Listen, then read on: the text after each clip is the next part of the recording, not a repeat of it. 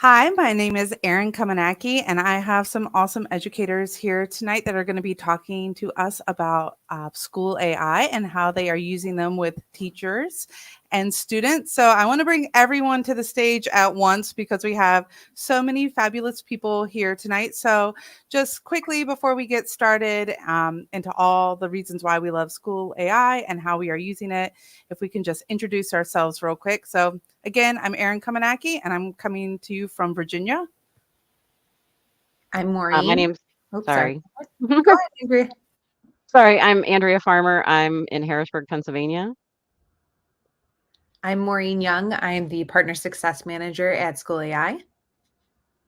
I'm Larissa Black. I work for South Carolina Connections Academy, and I'm the founder of TeachWise AI. And I am a huge fan of School AI because my students love it.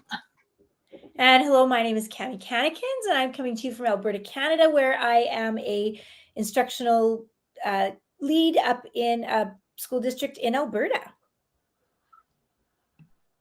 Great. So I'm going to kick everyone off for a minute, except for Maureen. And Maureen, as the school success partner with School AI, I want you to lead us off, just giving us, for all the newbies here, why we should be using it. And then everyone else, I'll bring you back in a little bit.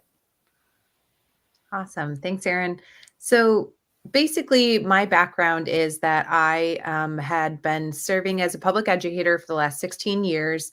And then for the last 9 years, I had the privilege of being an instructional technology coach. And about a year and a half ago or so, when ChatGPT really first hit the scene, I knew this was going to be big. AI was going to have a huge impact on educators and on students. And so I made it my personal mission as an instructional tech coach to learn as much as I could about AI. But as a middle school teacher that I had been primarily serving as in most of my teaching career, I knew that it wasn't safe for my students of that age, not just because of the terms of conditions, but also just the AI platforms, that there just wasn't enough literacy around this type of technology for my middle school kiddos and especially for elementary students.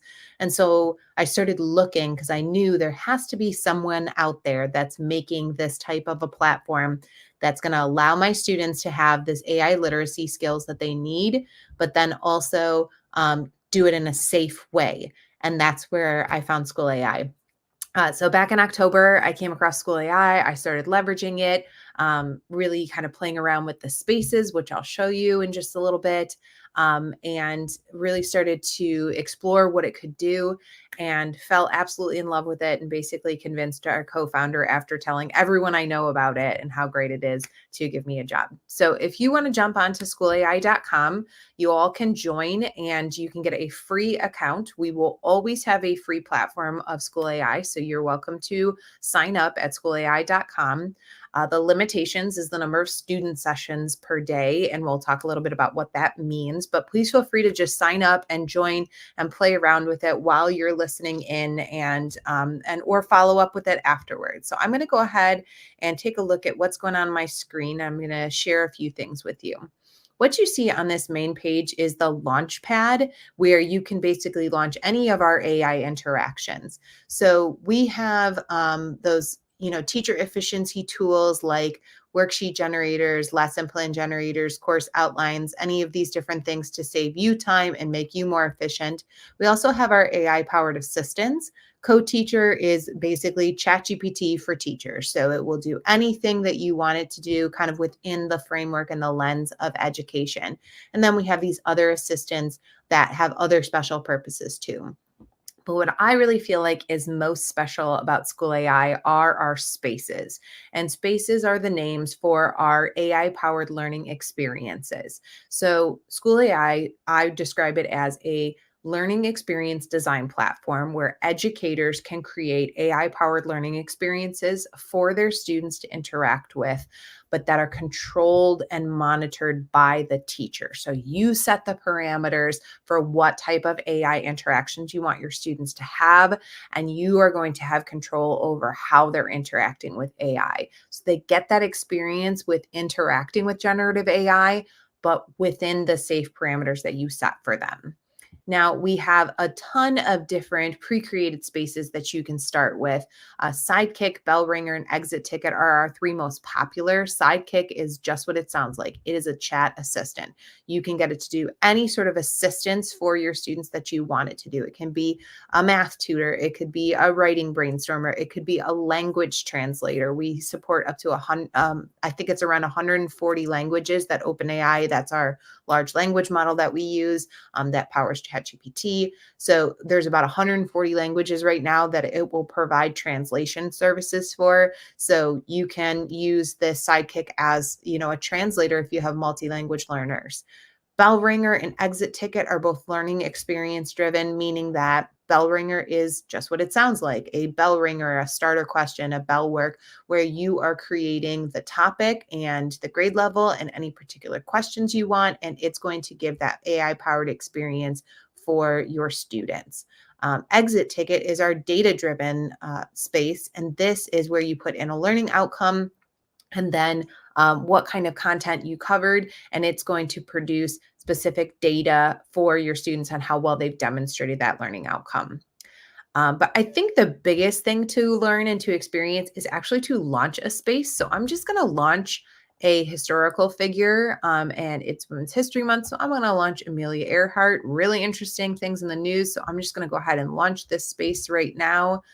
So if you want to go ahead and join on a different screen, like if you want to scan this QR code with your phone, you can join it that way. You can also go to schoolai.com/join and put in this 4-digit code. It looks like it's 02H5. I'll also pass along this direct link. So that way, those of you who want to join it can join via the direct link as well. So no fears. I will have that QR code right back on up there. And I'm just going to put that in the chat as well. So that way we can grab that and get that over into the chat if you want to click on that link as well. Or you can go to, again, this 4-digit code or scan the QR code. So going to schoolai.com/join and putting in this 4-digit code. Thanks, Erin, for putting that link in the chat. So y'all can join that. So what you're going to see on your end is over here, if I were to join this space, or again, I can go to schoolai.com. Let me go ahead and just do that. schoolai.com/join. That's going to give me a place to put my name. Notice there's no login involved for students. That's what makes this FERPA and COPA compliant. So I can put in my first name, some sort of identifier. I'm going to grab that code one more time here.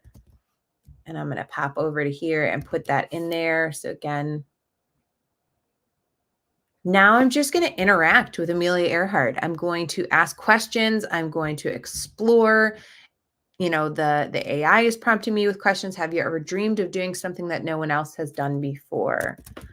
I'm going to say, I don't think so, right? So this is a way for students to experience these AI interactions in a way that's, again, safe and secure because you're setting these expectations up for you. So I love to learn. So that's what I'm going to say here. Now, I'm going to give you about 30 seconds or so to interact with this space, with the Amelia Earhart space. And then I'm going to pop over. So if you want to continue interacting, or if you want to just watch what's happening on the screen, I'm going to pop over to what's on the teacher-facing side of this. This is our teacher dashboard. So go ahead and just play around while I am clicking on some of these different chats. Yeah. And while people are interacting and chatting with us, I want to say when I've used something, it wasn't a person, but it had a historical context that I used as space in my classroom. It was a great blend because I had chart paper around the room. And just like Cammie said in the comments, we are all getting different questions and different feedback. I really blended it where students were then using chart paper and writing down information that they had learned so as not to gatekeep all these great things that we had. And then students could go up and write something interesting they had learned or something surprising. And then students could see all the different types of conversations that were happening and then had all that rich conversation to talk about after.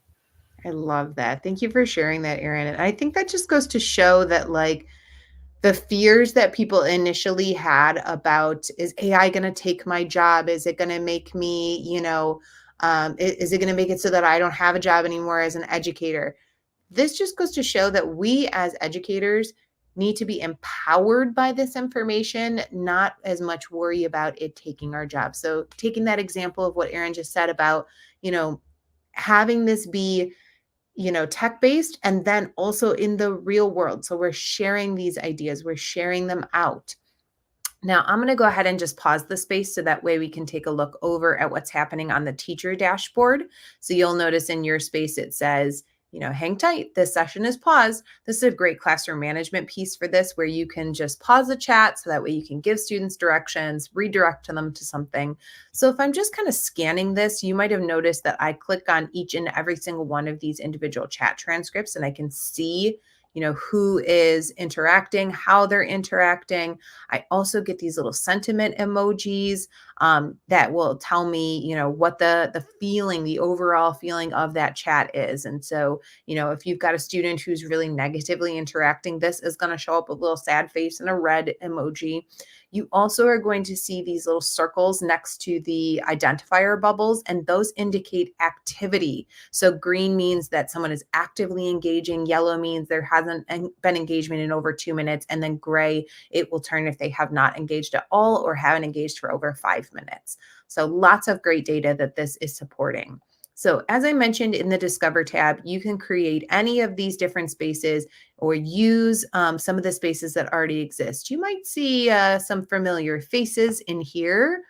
Like we've got our Larissa Black, who has fantastic different spaces that you are welcome to follow, and then to grab one of the spaces if you like it, launch it straight away, or remix it from this 3-dot menu where you can see, how did Larissa set up this prompt? What kind of information is in here? And then how was this created? Maybe you want to edit it. Maybe you want to adjust it, but then you ultimately want to use that prompt. So again, this is a great place to start in the Discover tab. Find some featured creators that are similar to you, lots of different subject specific ones, and then these 10 templates down at the bottom. Now, if you've got a great idea for a space and you think, well, it doesn't really fit into any of these, you can pop over to the Create tab, and this is where you can create a customized space. So you can see I've got a ton of different spaces that I have created for everything under the sun. I get to create, one of the things I love about my job is down at the very bottom of the Discover tab, if you put in an idea for a space, but you don't know how to prompt it, I will actually create that space for you and share it back with you. So it's one of my favorite things that I get to do as part of my job. All right. Well, I am by no means the star of the show. This is just an overview of what you can do with SchoolAI. And I want to defer right on over to those experts, those people who are in the classroom and using all of these great tools. And if you have any questions, I'll ask Erin to put my email in the chat, and you are welcome to email me about anything that you need or anything I can help with. We do have someone wondering if you can ask, have different response types programmed in. So it's not just like a Socratic questioning, but different types of response questioning. Yeah, that would just be in the prompting that you would set up for it. So for example, Eric Price, who's one of our featured creators, he's awesome, created this Jeopardy style game where if I edit the space, you can see that all of the questions are multiple choice. So it says, please make the questions multiple choice. So this is literally, if you can imagine it, you can get the space to do it. You just have to give it the prompting. And really, I always encourage people to remember that this is AI prompt is the technical piece here, but what this really is this is learning experience. This is what you all as educators are doing every single day. So if you can describe the learning experience you want your students to have, you just type it straight into that box, and that's all that you need. You don't need to know about really good prompting strategies. You just need to be able to describe what kind of learning you're doing. I love that. I've never tried multiple choice. Didn't know that was a thing. So thank you for that. Absolutely. And We are going to bring it on over. I'm going to kick you off, Maureen, for a little bit, and I'll bring you back. And we will bring Andrea onto the stage. And Andrea teaches students virtually, but she does a lot of live teaching with students. So she is probably a great expert as a classroom teacher, as everyone here is tonight, with ideas on how to use it. So I'm going to let you take it away. Thank you, Erin. Yeah, so I think I forgot to mention when I introduced myself that I am in Pennsylvania, but I have been teaching for 25 years. I teach seventh and eighth grade social studies for our cyber academy in our public school district. So it's not a charter, it's a public school, but we have our own cyber academy. And I've been teaching seventh and eighth grade most of my career. So I have a lot of already created materials. But I will back up and just tell you how I discovered School AI. I did a PD session on AI in education, and one of the big messages that was put out during that PD session was like for Chat GTP, students can't use it. There's so many things that students can't use. Like you can show it to them, but the students can't use it, especially, if they're under 13 for some things. And I was kind of a little frustrated whenever I was in that PD session because I was like, well, it's kind of like you're showing the greatest toy to a child, but then you're taking it away. You can't let them use it. So I went home after that PD session. I started doing some exploring, and that's how I found School AI. And I immediately was like, this is exactly what I was looking for. This is something that I can use with my students, that the students can actually use. It is an AI tool that is safe for them to use. I had it vetted through our technology integration specialist and everything. We all checked it out. So, and then I started using it right away. But um, the things that really drew me in for this, and as I started exploring with it, were, as I said, I've been teaching for 25 years. I have a lot of my content already created. I do teach virtually, but I teach every day with my students. I'm online live with them. So a lot of my content was already made. I used Pear Deck and Nearpod a lot. And I don't wanna have to redo everything and, like, create a whole new, like, presentation for everything. And what I found with School AI is um, I can add little activities right in my already created presentations. So, like, in my Pear Decks, I can add in a slide that has um, a bell ringer, or at the end, I can do the exit ticket, and I'll show you some of the other ones that I do, as well. But if I go into my created spaces, you'll see that I have a lot of created spaces that are chat with different historical characters because I teach social studies, I teach history, I teach seventh grade world history and eighth grade US history. So a lot of chat with different characters. And again, this is one of those things that I can just put in as a starter in the beginning of class. It's not necessarily rewriting my entire lesson. I'm not throwing all of my old lesson plans out the window. It's things that I'm just adding in that I'm just adding in those little extra activities to make it a little bit more interactive. So I have a lot of like chat with different historical characters that I like to pull in, like ones that aren't as well known. But then some of the other things that I've really discovered that I absolutely love, if I go into under discover, um, as Maureen mentioned, there's some other things down at the bottom that you can implement. And one of my favorites is the Video Explorer.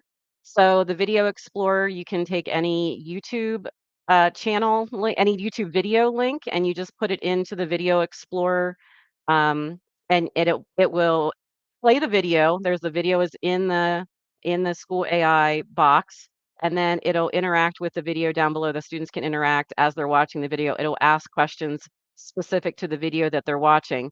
And not only do I love that part of it, but I love the fact that I can take the URL, the space link that is created whenever I launch the space, and I can add that right into like a Pear Deck. If you use Pear Deck, I add it into my Pear Deck as a web link.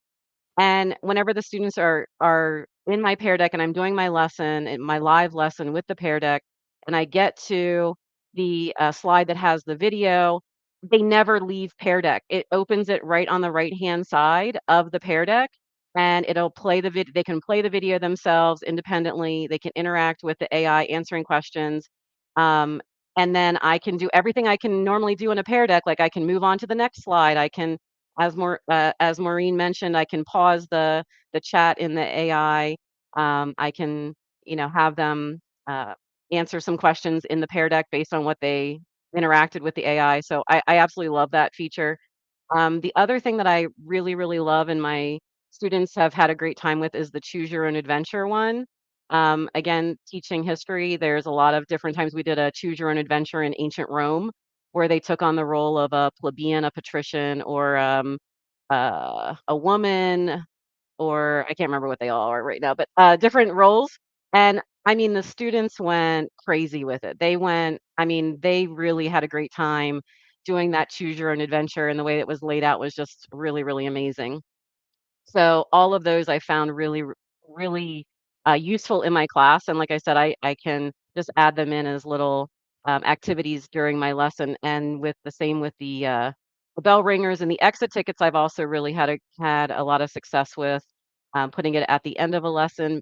And you create your own learning outcomes that you want in the exit ticket, and the AI will guide the students to you know make sure that they're following those and getting those different objectives covered as it goes through the questioning within the AI. One of the last thing I'll mention here is one of the first things that I did with AI and creating my own spaces was right after I started using School AI. We had to do our TDA. So we do a once a year. And if you're English teachers, you're probably doing a lot more than just once a year. But as social studies, I do at least one TDA every year, text dependent analysis, where the students have to write a 5-paragraph essay based on a article that we have. Um, and I created a space for TDA help, and that TDA help in the prompt, I said, and as Maureen mentioned, the prompt is really like the key, and I've discovered that as I've been using School AI is the more I can put in that prompt, the more specific it'll be to my needs and to what the students are studying. So for my TDA prompt, I said that the students were writing a 5-paragraph TDA, text dependent analysis. This is the prompt. And I put the actual prompt of what they are supposed to be writing about. And then I said they need to pull evidence from this text. And I actually copy pasted the entire article into the prompt. And the thing that blew me away whenever the students were using it and when I tried it out myself was as they were interacting with the AI, they would actually say things like, that's a great thought, but here's some other things in the article that you could use. And it was pulling bits out of the actual article that I had pasted into the prompt. And I was just, that I was hooked after that. I was like, this is amazing. So, and I've really been using it almost on a daily basis with just those, like I said, putting it in here and there in little bits in my lessons. So anyway, that's some of the ways that I've been using it. I love that. And it's like app smashing is always amazing when you already have a product that a software that students are familiar with and using it. And so it doesn't feel like, I know for me sometimes, and this may not be true for you since your students are online a lot anyway, so they're familiar with probably getting new software more so than my students. But when you have Pear Deck and then you embed something into a platform they're already familiar with, it just really eases that transition into a new software. So I love that you're embedding it with resources you're already using in your classroom. And then this text dependent analysis, I mean, that right there, I think people watching are going to walk away and be like, I never would have thought to just copy and paste a text into there I know. and to get this. So I love these ideas that you're sharing. I'm definitely taking that and the video concept away from this. Totally new for me. So thank you, Andrea. I'm going to kick you off for a bit and bring Larissa on and then bring you back. If anyone has any questions, put them in our comments here. Andrea will get them back to them in the live if they're specific to her at the end. And if not, we can follow up after this event. So thank you. Thank you. All right, Larissa. So what are you going to share with us today? Yes, Erin. So thank you so much for having me on. My job is very similar to Andrea's, but I actually, as a virtual teacher, do a lot more asynchronous work. So at Connections Academy, we have both synchronous and asynchronous. I have in the synchronous live lessons brought in a bell ringer, brought in the exit ticket option, all of that stuff. Let me share my screen so I can show you a couple of the ways that I have been using it. Entire screen. That's good. Okay, now there we go. Okay. Like I'm not a virtual teacher and I don't know how to use these things. Okay. Anyways, so you'll see in, just like Maureen and Andrea said, you've got a lot of different options here.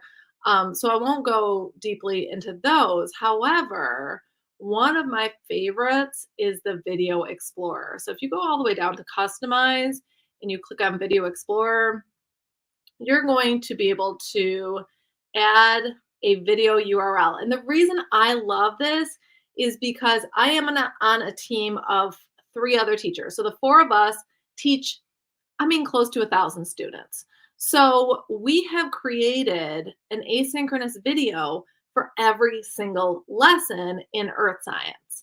And we have the curriculum but we wanted to personalize it more, create a video that's like a 10-minute video.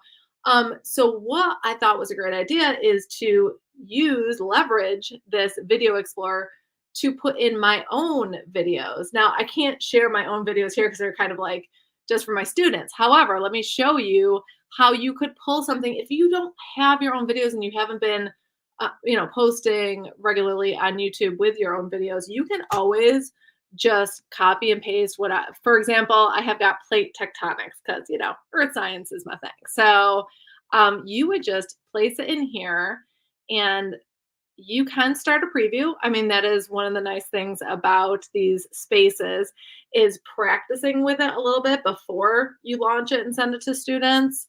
I always like to do that first, but once you have decided, yes, this is what I want, you can launch that.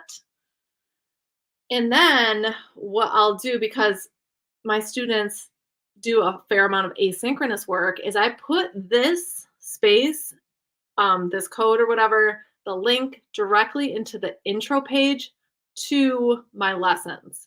So before they even start the lesson, they're getting a brief overview and being able to chat with this space, this chatbot, about the material before they get deeper into the lesson. So I really am loving this option right here. Another thing that I have found to be helpful during synchronous work, my students really, they like to collaborate, and I want them to collaborate as much as possible because when you're in a virtual world, there's not as much of that collaboration going on. So when we have live lesson synchronously, I had used the Choose Your Own Adventure, and in Zoom, you can put students into breakout rooms. So they have like these groups. I tell them, you need to have a leader and then somebody to share their screen, right? So that leader is sharing their screen and answering questions. So for example, this Choose Your Own Adventure, I used it to talk about erosion.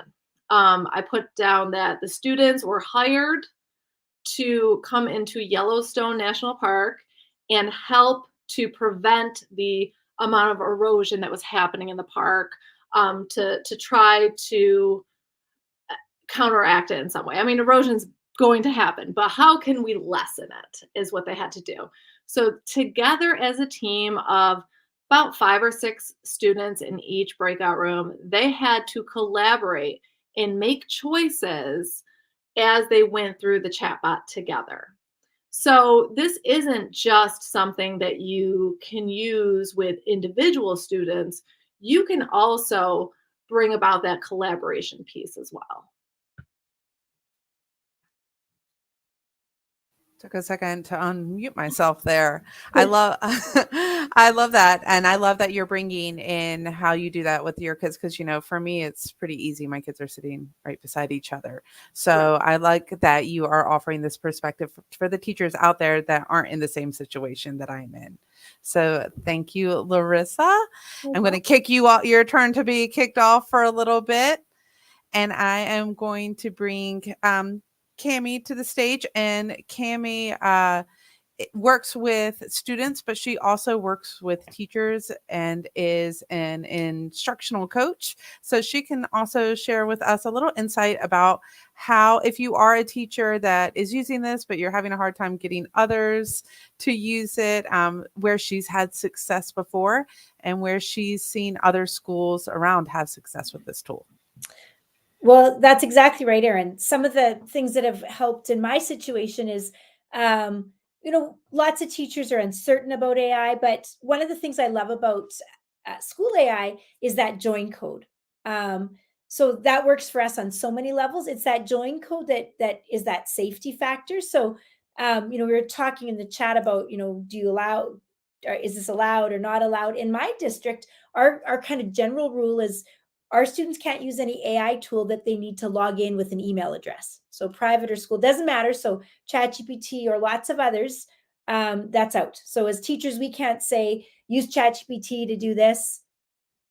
We are not allowed to do that. But SchoolAI is lovely because just like Pear Deck or Nearpod, I've got the account, I give the join code, and then my students can join. And so that safety, that privacy piece has been really powerful.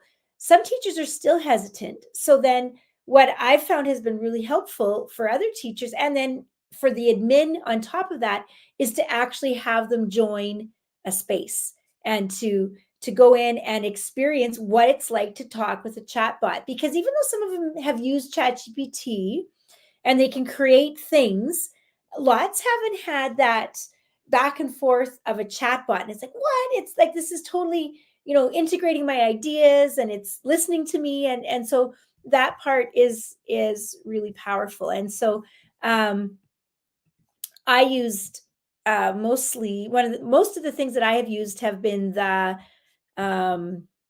customized pieces down at the bottom. And so I have been using often the sidekick or sometimes even the tutoring session to create those spaces where we're talking about a subject, or I've actually used them with a group of administrators at all the school leaders in our district. And let's just see if I can find where that was. We had been talking about AI. I had done a presentation for them on AI. So I gave them an exit ticket, and that exit ticket was basically a checkup of all the things that we had learned in the session. And so they were pretty blown away. That was kind of their first experience with SchoolAI. And so they're like, wait a second, we just learned that, and here it is in this chatbot. So that was a really interesting kind of a moment for the adults. And so just like we're doing here and experiencing here, to actually be inside of that chatbot and experience it is super powerful. So for my admin, when they could actually like be in the chat, an AI chat that was based on something they had just learned, that was really powerful for them.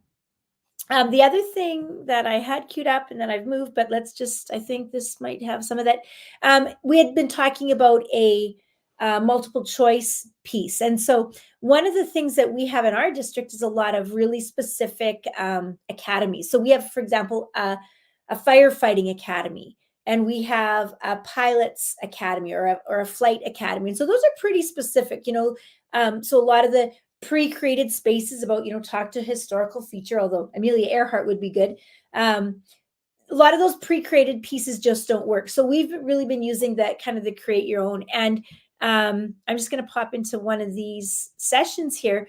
This particular private license test that our students write in Canada, it's multiple choice. And when you study, it gives you actually like the question and all the multiple choice answers you're going to choose from. And so when I asked SchoolAI to generate some practice for me, I don't know if you can see on my right-hand side here, but the multiple choice is really nice. It gives the multiple choice pieces, and then it tells me to put an answer in. And then I love that it tells me why it's correct. So often when our kids are zooming through like some kind of a automated practice, it's like D, B, they just go on to the next one. And I mean, of course, we can't guarantee that our kids read the feedback, but I've always encouraged my students to actually take the time so that you know what's correct. And so if they get it wrong, of course, it's feedback that directs them. And it doesn't say, oh, no, you picked A, the answer is B.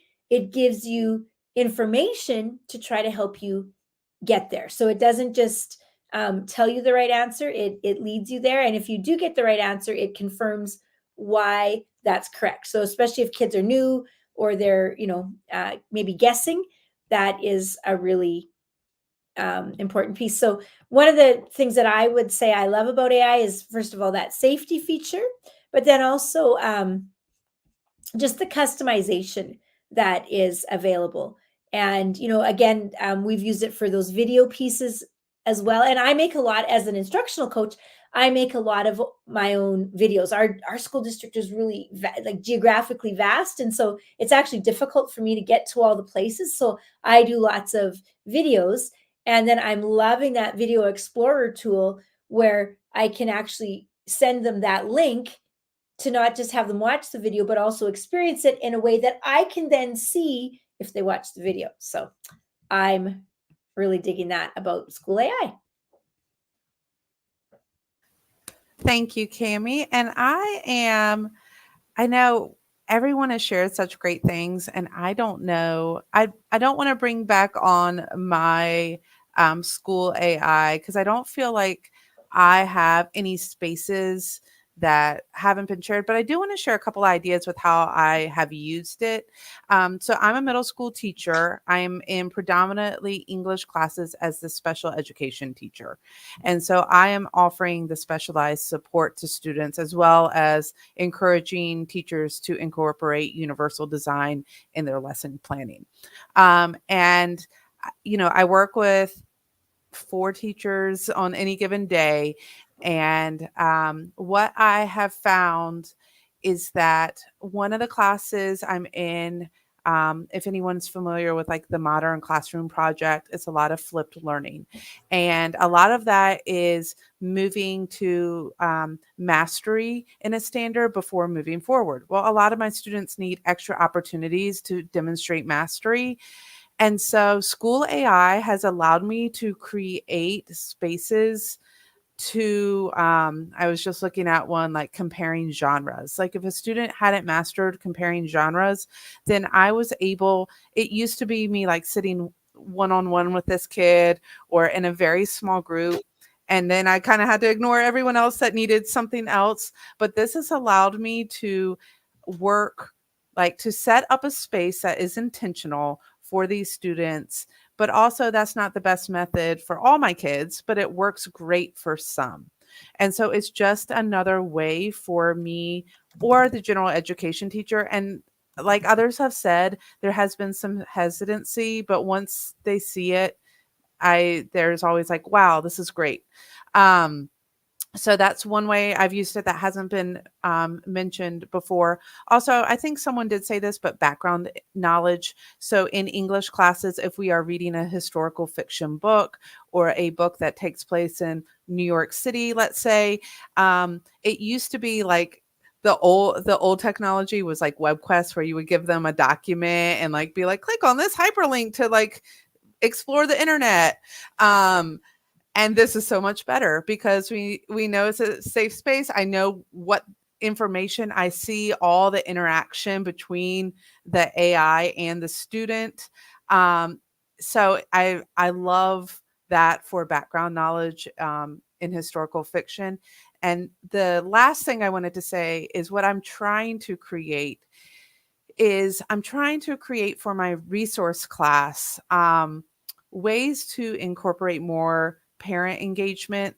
And this even goes to, well, we'll start with the parents, is that parents want to help their students, but they don't necessarily know all the steps to teaching problems and whatnot. And you can push a video forward and it's like, okay, great. They can watch a video and then try and work through a different math problem than the one they just saw a video on. So I'm trying to create a space, and I've had moderate success. I just need to work on my prompting a little more, where it's like helping a parent or an adult support a student solving a multi-step equation, let's say. So they're acting as though they are, and I have to set it up like, this adult may not know anything about two-step equations. They need hints at what to say to the student on this problem. And so sometimes it still is simplifying it. The AI is still simplifying it rather than saying, first, think about this. But I want to create something that an IA can use with a student, because our IAs in our middle school are going from 6th grade to 8th grade to history to science to math. So it's unrealistic that they're going to know all the content to help students. But also, can we engage parents where they feel like they can actually help their students in this way? And because there is no login, just like you're saying, it's just a code. I want to see if I can get that too. So there are other ways, but I think those were 3 big ones that maybe someone will like take a light bulb. And then if I can't create the space, I'll just find theirs because it's an awesome community and so much is shared. So I don't know if there's anything else you all want to add before we sign off, but I want to thank you all so much for coming and introducing us, Maureen, and then Larissa, Andrea, and Cami, like giving all of us your like tidbits and insight.